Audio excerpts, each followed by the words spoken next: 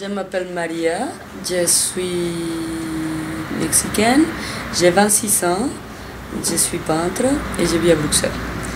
Je suis partie avec SBI au Vietnam, à Hanoï, et puis on allait partir dans la province, dans les montagnes, dans un hôtel qui était un musée de la vie typique vietnamienne. C'était fantastique parce qu'on a vu comment les gens au Vietnam vivaient il y a 200 ans. C'est très intéressant. C'était beaucoup d'associations différentes. Il y avait des associations chinoises, des gens qui travaillaient dans des associations vietnamiennes évidemment, et belges et français, qui avaient déjà fait des volontariats. Et c'était plutôt un échange. C'était pas vraiment un projet. Mais c'était quand même assez c'était super chouette parce qu'on a vu à quoi la gens tenait dans les différentes associations chinoises, comment ils travaillaient.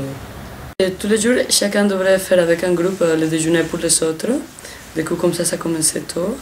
Et puis après, des moments de discussion, des moments d'apprentissage des choses, des moments de...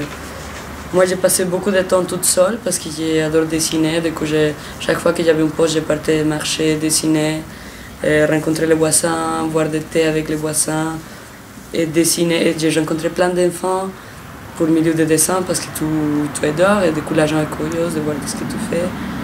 J'ai fait l'autostop en motocyclette aussi, j'ai beaucoup aimé.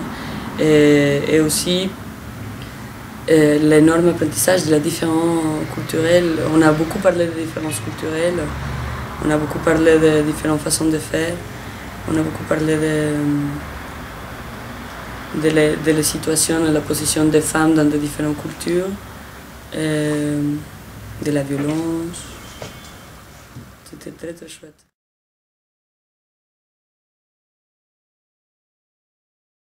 J'avais beaucoup pensé au Vietnam. Ça a été quelque chose, un pays qui m'a... Non, c'est pas un janvier, je me réveillais, j'ai dit putain, je dois aller au Vietnam. Parce qu'en plus, ça m'interpellait beaucoup. C'est presque au même niveau du Mexique, au niveau végétal, jungle tropicale, climat humide, chaleureux, de l'eau, de merveilles naturelles. Et ça m'interpellait beaucoup l'idée d'un pays qui avait passé pour le communisme au socialisme. Parce que c'est vraiment le contraire à l'organisation capitaliste de mon pays, même si c'est dans la même latitude, il y a presque... C'est aussi un pays qui vit beaucoup de tourisme, mais qui a complètement une autre organisation sociale. Et ça me posait énormément la question parce que mon pays, le Mexique, il est comme dans beaucoup de choses comme le Vietnam, il a une richesse naturelle hallucinante, mais l'organisation entre les gens est différente et ça m'a interpellée. Et voilà, c'était précisément un moment où il y avait quelqu'un qui manquait pour y aller. Et ils me sont demandé au 123 s'il y avait quelqu'un qui voulait partir au Vietnam. Et moi, j'ai sauté tout de suite, j'ai dit oui, moi.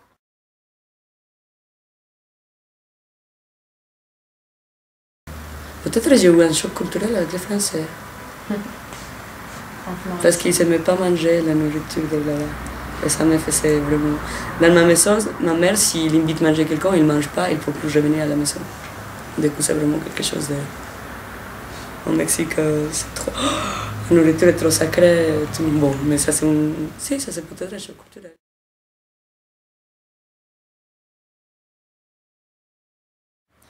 Ce que j'ai retiré... Oh, qu'il y a des gens merveilleux au monde.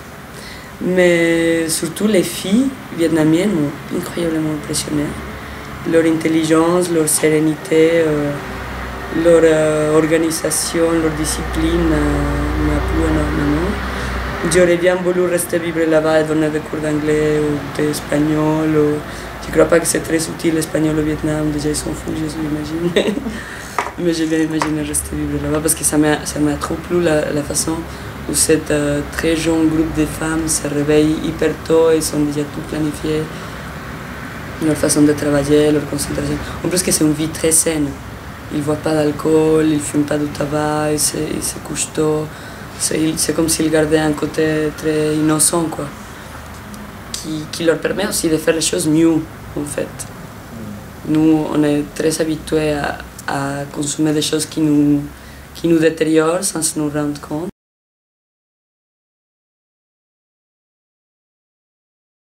Oui, soyez affective. avec les gens que vous rencontrez et remerciant. Affective et remerciant, c'est tout. Et chacun a son expérience. Et la chimie personnelle d'une personne devant des autres, ça change.